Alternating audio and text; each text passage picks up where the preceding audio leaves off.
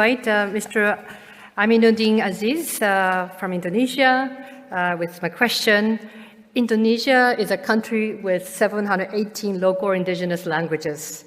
What is your country's policy in assuring that all those languages are preserved well? Over to you. Okay. Thank you, Director. Sampurasun, selamat sore, good afternoon. Thank you very much for the question, and this is a question that touches the very basic foundation of our language policy. Let me explain this way. The Indonesian Constitution and its derivative regulations recognize three categories of languages: national language, called Bahasa Indonesia, local languages, and foreign languages. In addition to this recognition, the regulations also further outline at least 4 points. 1, the status and functions of the languages. 2, the distributions of responsibilities or division of labors between the central and local governments.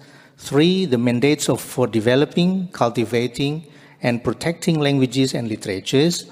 And 4, the promotion of Indonesian language to become an international language. As the language of the state, Bahasa Indonesia, or Indonesian language, is used as the official language in the government and public services, as well as becoming the medium of instruction in education, used in business and trade transaction, and some other activities.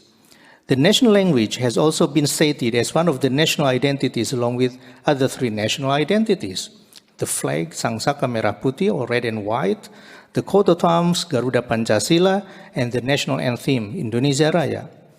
Actually, Indonesia does not recognize the term indigenous languages, but rather we use the term local languages to refer to such kind of languages.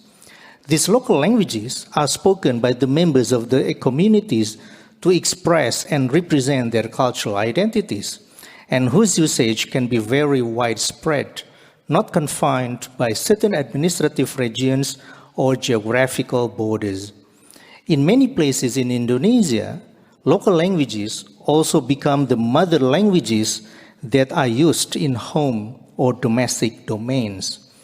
According to the surveys conducted by the Agency for Language Development and Cultivation, Ministry of Education, Culture, Research and Technology, in 2019, there are 718 local languages found throughout the archipelago. Most of the languages still have good numbers of speakers, but some others are facing extinction due to the diminishing native speakers. The existing regulations clearly state that the local governments are responsible for the preservation of the local languages found in their regions. If the languages are found to be spoken by speakers exclusively within a particular regency or municipality, the regency or the municipality will bear responsibilities for the preservation. However, if the language are found to be used by the speakers across regencies and or municipalities, the provincial government will be responsible for the preservation.